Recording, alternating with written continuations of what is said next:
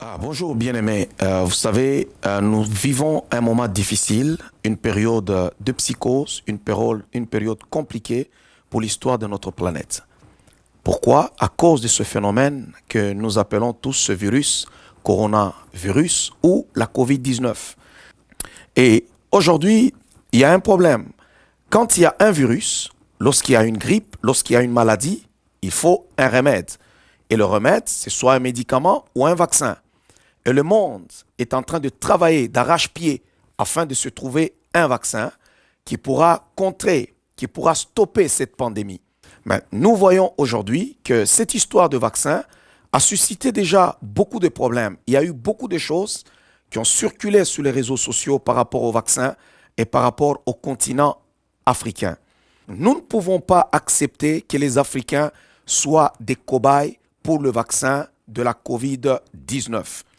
Et ce qui me désole encore aujourd'hui, c'est de voir des éminents hommes, des gens comme le docteur Muyembe en République démocratique du Congo, qui ont lutté contre Ebola et qui ont trouvé même des remèdes contre Ebola, mais cependant aujourd'hui qu'on veut utiliser pour introduire encore ce vaccin-là en Afrique. Écoutez, réfléchissons. Est-ce c'est parce que nous sommes nés africains qu'on n'est pas capable de réfléchir? Non. Nous sommes capables de réfléchir.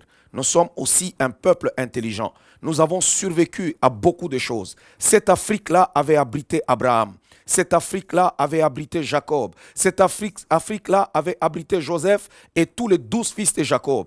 Et cette Afrique-là avait abrité le Seigneur Jésus-Christ lorsqu'il fouillait Hérode. Voilà pourquoi il sera difficile pour tous ceux-là qui ont des pensées machiavéliques d'aller détruire et décimer des populations en Afrique. Si nous regardons aujourd'hui, l'Afrique n'est pas tellement touchée. Il y a des cas de la COVID-19, mais par-ci, par-là, et nous prions le ciel tout le jour. Nous prions Dieu. On a fait des chaînes de prière pour que cette pandémie n'arrive pas tellement en Afrique parce qu'en réalité, elle tue, elle fait des ravages. Nous en sommes tous témoins. Nous voyons ce qui se passe en Italie, nous voyons ce qui se passe à Londres, nous voyons ce qui se passe en Espagne et en France. Et aux États-Unis, il y a même des prédictions qui disent que la COVID-19 pourra tuer jusqu'à 240 000 personnes.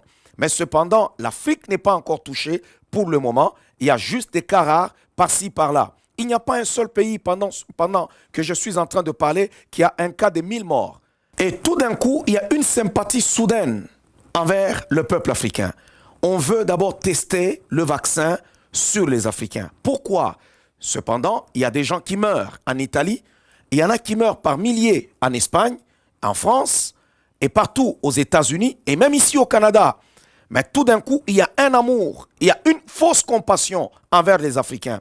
Cela pouvait ouvrir les yeux aux Africains. Comprenez très bien, l'heure est grave, le temps sont durs, l'heure est très grave.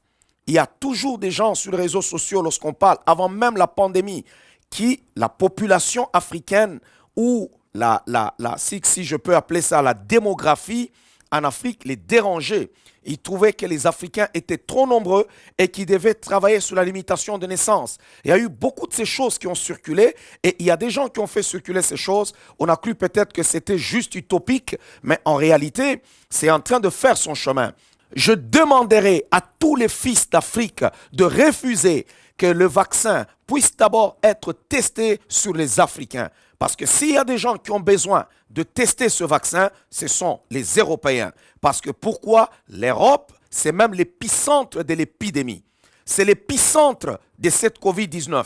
Nous avons le cas aussi ici en Amérique. Les États-Unis souffrent. Mais pourquoi choisir seulement les Africains? Écoutez-moi très bien. La vérité dans la bouche du diable, c'est un mensonge. On n'a jamais aimé l'Afrique. L'Afrique souffre tout le jour. Les gens meurent de la malaria. Ils meurent par milliers. Il n'y a jamais eu de vaccin. Et aujourd'hui, tout d'un coup, on aime l'Afrique. Il y a eu plusieurs morts en République démocratique du Congo, plus que même l'Holocauste juif. Il y a eu plus de 8 millions de morts. Plus de 8 millions de morts. C'est silence total. Partout dans le monde, personne n'en parle.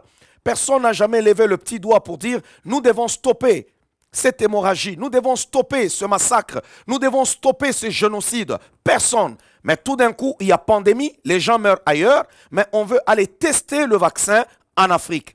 Nous refusons cela. C'est une insulte contre le peuple africain. C'est une insulte que nos dirigeants puissent quand même avoir de la fierté, puissent avoir de la dignité de dire non. Nous voulons d'abord que ce vaccin, on ne refuse pas un vaccin. On ne peut pas refuser un remède. Mais du moins, testez-les d'abord là où ça a commencé, soit en Chine. Testez-les d'abord là où il y a des problèmes, soit en Europe ou en Amérique. Et après, nous les Africains, nous prendrons ces médicaments. Mais pourquoi tout cet amour soudain envers l'Afrique? Alors, bien-aimés, lèvons-nous tous ensemble, peuple noir, peuple africain, avec fierté, avec dignité, pour dire non à ce vaccin. Nous ne sommes pas des cobayes.